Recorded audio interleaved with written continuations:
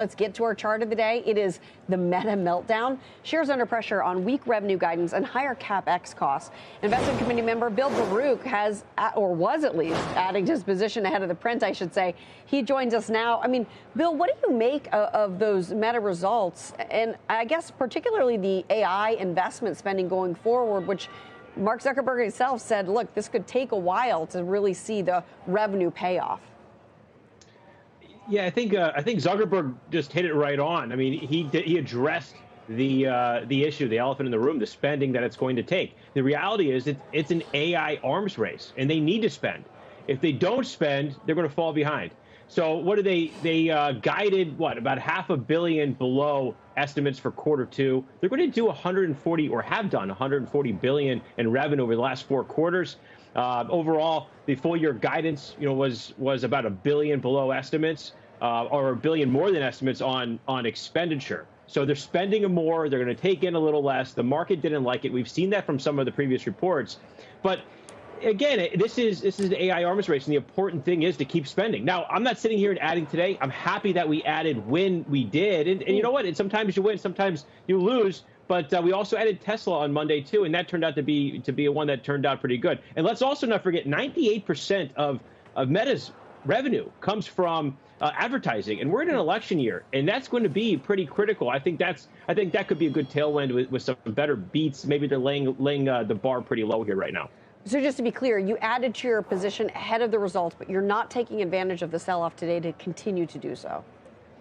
Well, I want to see where we settle out. I don't need to, just chase things around. I think there's really solid support at the previous gap, 395 area. I'm also watching 435. If we can close above 435 on the week, I think that would be a pretty good, pretty good hold of the low, and that could bring some tailwinds as well. Now, again, this was in the bottom 10 of our portfolio. It's now in the middle, and so we're still underweight Meta. I do want to add, but the thing is, too, what else do you own? And the AI arms race, the spending here is not just Meta spending money. I mean, this is the hyperscalers. We're going to get news from Alphabet and Microsoft later today. Look at NVIDIA. It's up 2.5% today, because where does that spending go? It's going to NVIDIA, and NVIDIA is one of our top holdings as well. So this is really looking at the pie and how you're going to position within AI to take advantage of that. And that's what we're doing here right now. It certainly looks like more of an investment, perhaps, than a trade. Bill, we're going to let you go, but thank you for joining us here on this one. And Jim, what do you make of this? I got to just dig into this one a little bit. When you see a stock that's down 11-odd%, that means one of two things usually, okay? It means something dramatically has gone wrong at the company, or there's something going on in the economy that's much worse than people expected. Folks, I don't see either of that happening here, okay? And for that reason, I think this is a massive overreaction. Now, I don't own the stock. I'm not a big fan of social media, but putting that aside, I can look at this stock and I can say it's attractively priced. I think the reason it's down so much today is maybe people are worried that this is an echo of 2022 when Meta was spending too much. I think, however, Mr. Zuckerberg and his team got the message and changed tune in 2023. I think they are pivoting to be on the balls of their feet and they want to invest in their company. I think this is very much an overreaction. Yeah, I mean, to me, look, it feels like if you're a long-term investor, you want them to put their money into AI. That's where everything is. And maybe it's going to stumble for a while. It'll take a while to see the payoffs. Walmart is obviously so very different than Meta, but I remember when Doug McMillon came out and said, look, we're going to invest in digital. Digital is the future. It sort of shocked everybody because of the amount of money that they put into it.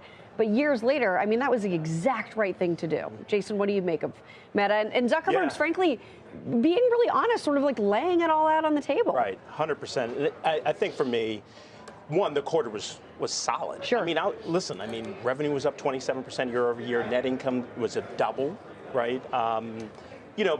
But I think it's to Jimmy's point. I think the market is looking at is that when he talked about the metaverse spend, that $10 billion number, I think the market didn't respond well. And then he coined the year of efficiency last year and made all the changes that he needed to make for operational efficiencies.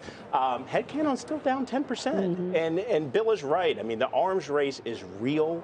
Meta has to make this investment in terms to remain competitive in the space. And I think it will play out. I think Zuckerberg has earned our right to respect his moves and where he is and what his vision is in terms of implementation. And I also think for engagement, for the use case for AI, I think it plays very well out for Meta.